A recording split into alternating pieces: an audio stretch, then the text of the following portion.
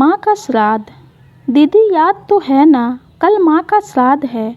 हमने बड़ी पूजा रखी है उनके आत्मा की शांति के लिए, इसलिए आपको सब परिवार के साथ आना ही है। रूपा अपनी ननद पूनम को फ़ोन पर कहती है। तभी पूनम उसकी भाभी को बोली, मैं नहीं आ सकती, आपको तो पता ही है कि उनको छुट्टी नहीं मिलेगी।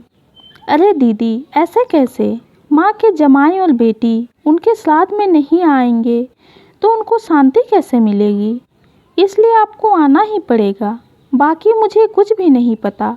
इतना बोलकर रूपा ने फ़ोन रख दिया। इधर पूनम पुरानी यादों में खो गई। जब उसके पापा की मृत्यु हो गई थी तभी पूनम अपने मायके गई हुई थी।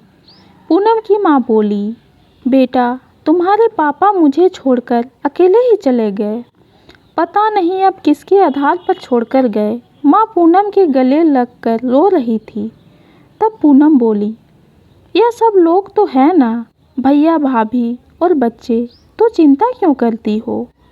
पूनम कई दिनों तक अपनी माँ के पास रहकर आई थी, लेकिन हमेशा ज़्यादातर फ़ोन पर ही बातें होती थी, कभी कॉल पर तो कभी वीडियो कॉल पर। माँ से जब भी बातें होती वह मुझसे पूछती, बेटा क्या बनाया तूने। एक दिन माँ ने वीडियो कॉल पर पूछा, माँ आलू की सब्जी और रोटी बनाई है। मैंने जवाब दिया। माँ बोली, अरे वाह। सब्जी का नाम सुनते ही माँ की आंखों में एक अलग ही चमक देखने के लिए मिली थी।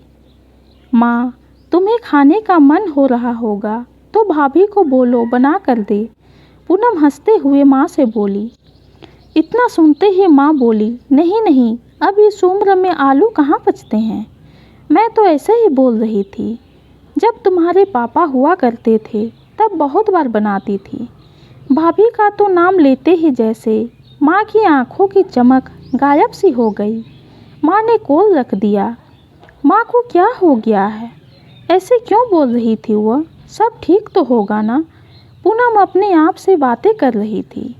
ऐसे बहुत बार खाने की बातों पर बातचीत होने पर माँ की आंखों का भाव बदल जाता, लेकिन ऐसा क्यों था वह समझ नहीं पाई।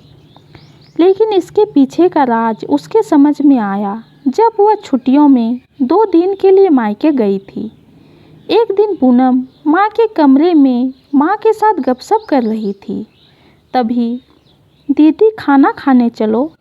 रूपा माँ के कमरे में आकर पूनम को बोली, चलो माँ तुम भी खाना खा लो।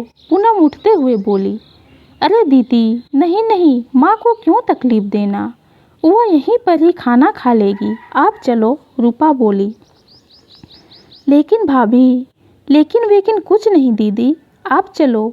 माँ के घुटनों में दर्द होता है, इसलिए माँ कमरे में ही खाना खाती है। रूपा स्पष्ट रूप से बोलती है। तो फिर भाभी मेरा भी खाना यहीं पर लाओ, हम दोनों साथ में खाना खाएंगे, पूनम ने कहा।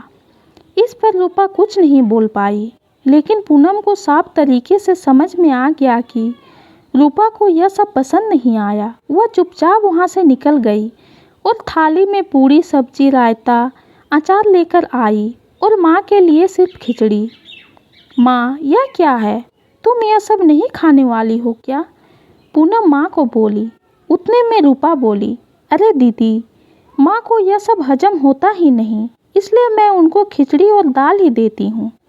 इतना बोलकर रूपा वहाँ से निकल गई। माँ ने अपनी प्लेट उठाई, पर माँ का ध्यान पूनम की प्लेट पर ही था। यह देख पूनम सुन्न सी पड़ गई। उसने माँ के मुंह में एक पूरी का निवाला डाला, लेकिन माँ ने मना कर दिया।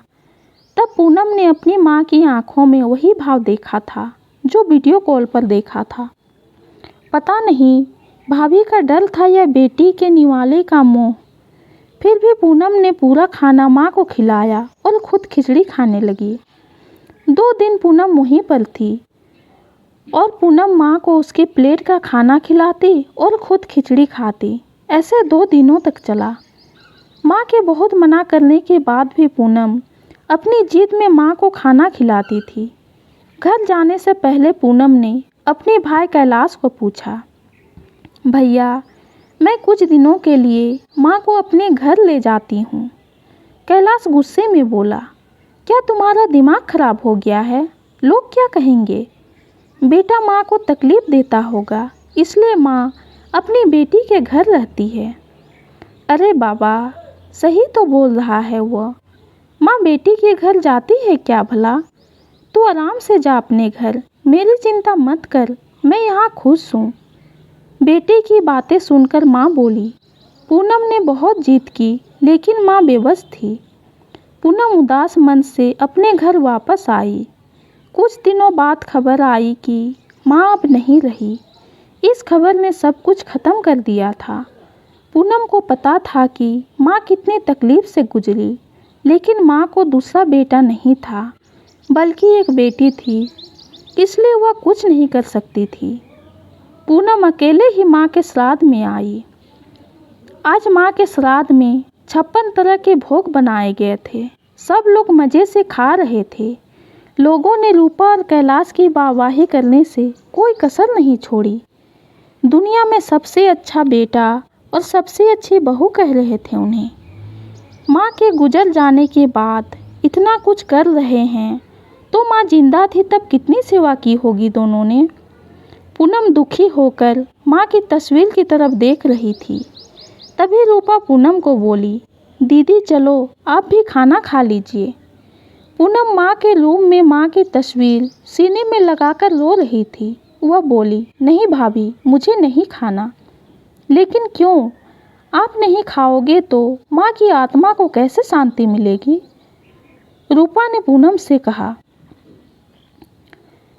तभी भाभी, जिस खाने के लिए मेरी माँ जब जिंदा थी तब तरसती थी, उसे मरने के बाद दे रहे हो, तो वह कैसे तृप्त होगी? सोचकर देखो एक बार। आज आपने पकवानों का ढेर लगाया है। माँ जिंदा थी तब आपने उसकी मनपसंद खाने के 2 निवाले खिलाए होते तो माँ वैसे भी तृप्त हो चुकी होती। वही माँ का असल में श्राद्ध कहलाता। यह जो भी हो रहा है वह सिर्फ एक दिखावा है। इसकी वजह से माँ कैसे तृप्त हो पाएगी? और जो घर में मेरी माँ तृप्त होकर चली गई, उस घर में मैं कैसे खाना खा सकती हूँ भला? पूनम चिढ़कर रूपा से बोली। तभी वहाँ कैलाश भी आ गया। भगवान की लाठी में आवाज़ नहीं होती है भैया भाभी।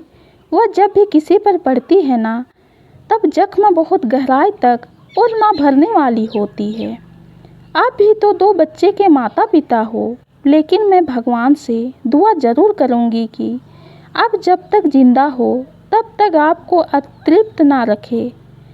माँ ने ऐसा अपना वनवास भोगकर कहीं नया जन्म लिया होगा, लेकिन आपकी ज़िंदगी बहुत बड़ी है। पूनम यह सब बोलकर माँ की तस्वीर लेकर चली गई। पीछे रूपा और कैलाश की गर्दन शर्म से झुक गई। दोस्तों, माँ बाप जिंदा हैं तब तक उनकी सेवा करना, उनकी हर इच्छा पूरी करना, वही उनका असली श्राद्ध होता है। उनकी मृत्यु के बाद कितने भी 56 भोग बनाइए, सब व्यर्थ है। ये कहानी आपको कैसी लगी कमेंट में ज़रूर बताइए। कहानी पसंद आई हो तो चैनल को लाइक और सब्सक्राइब कीजिए। कहानी सुनने के लिए आपका बहुत बहुत धन्यवाद।